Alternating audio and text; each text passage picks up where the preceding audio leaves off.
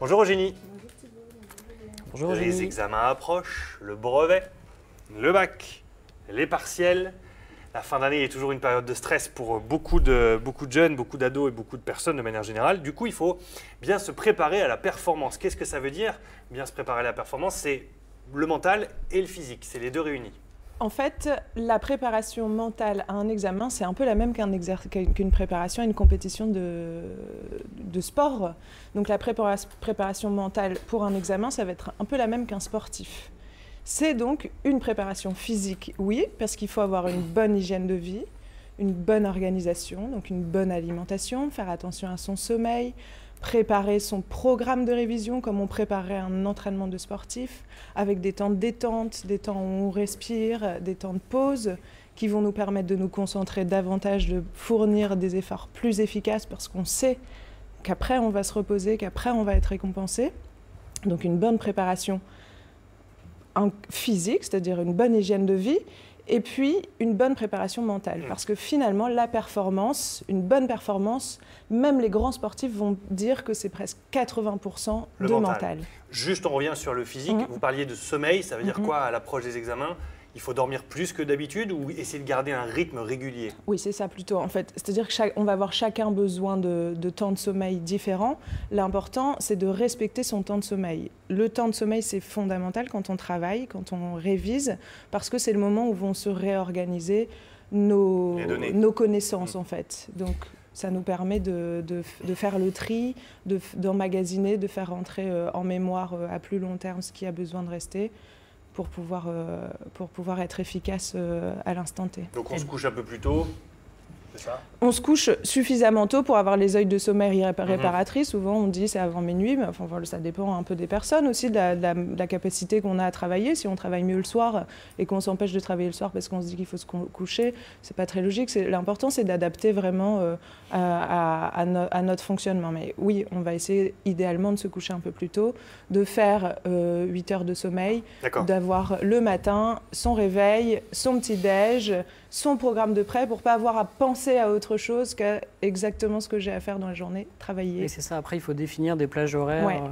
au fil de la journée. Donc de la même manière que le sportif va avoir son entraînement, il va savoir qu'il fait le matin de la préparation physique et puis ensuite un match de tennis et puis ensuite une sieste, son repas, bref. La préparation par exemple au baccalauréat, on va avoir préparé son programme et on va savoir que le matin on fait des maths, une pause, de la physique, une pause, un déjeuner, du français. Et on a tout préparé, la liste des chapitres que j'ai à mettre dans mon programme de révision. J'ai plus à penser en fait, je n'ai plus qu'à travailler. Avec des récompenses quand même au bout? Avec des récompenses, oui. C'est ça qui va nous permettre de nous mettre plus efficacement à l'effort. Ça va être de savoir qu'après, on a une récompense. Donc une détente, ou alors aller prendre l'air, évidemment, s'oxygéner le cerveau, c'est important. Ça peut être regarder un épisode d'une série, ça peut être s'autoriser 10 minutes de réseaux sociaux. Voilà. Le travailler sa concentration, ça veut dire ne pas se laisser aussi emmener par les éléments extérieurs. On pense à Roland Garros, évidemment, qui tombe toujours mal à ce moment-là, comme par hasard. Mais voilà, c'est un exemple, ça, l'ordinateur, tout ça. Ouais. Comment est-ce qu'on arrive à se conditionner psychologiquement pour ne pas être tenté, en pleine révision, d'aller voir ce qui se passe sur Internet ou d'aller voir la balle de match d'un... Alors, c'est vraiment ça. L'idée, pour optimiser ma concentration, ça va être de réunir toutes les conditions pour que je ne pense qu'à une seule chose, mon travail. La définition de la concentration, c'est la capacité à focaliser son attention sur une seule chose, pas sur 3 choses. Donc déjà, je me débarrasse des distractions. Mon téléphone, il n'est pas dans la pièce où je travaille. La télé, elle n'est pas allumée. La musique non plus. Il y a des personnes qui disent parfois qu'elles travaillent mieux avec de la musique en fond sonore. Alors évidemment, à chaque fois, ça dépend d'un individu à l'autre, mais techniquement, on va dire, physiologiquement, notre cerveau, il ne peut se concentrer efficacement que sur une chose à la fois. Donc je me débarrasse des distractions. Pour apprendre à développer ma concentration, j'en reviens toujours à la respiration. M'exercer 5 minutes par jour à respirer, et à ne me concentrer que sur ma respiration, c'est exercer ma concentration puisque c'est me permettre de faire le vide sur tout ce qu'il y a autour et ne penser qu'à ma respiration. Voilà, la pensée sur la respiration. On laisse l'examen de côté là. À ce moment-là, on laisse l'examen de côté. travailler cet exercice-là en dehors de l'examen, par exemple tous les jours avant de me mettre à mes révisions, ou même 3 fois par jour avant de me remettre à mes révisions, ça va me permettre de me mettre dans un état mental déjà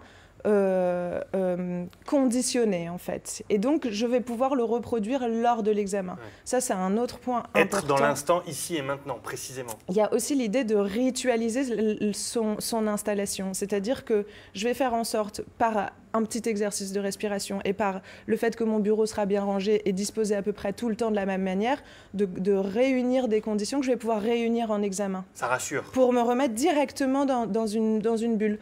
Comme genre vous voyez, montre sur la table. Ouais, comme vous voyez le tennisman qui va taper 3 fois sa balle et puis s'essuyer le front. Il ritualise en fait pour se mettre dans sa bulle et pour ne pas pouvoir se laisser envahir par les angoisses. Comme quoi Roland-Garros est utile aussi pendant la révision. Exactement. Mais oui, c'est important, hein, le parallèle vraiment entre la préparation physique pour la performance d'un sportif et d'un examen, c'est la même chose. Et l'instant présent, c'est ça.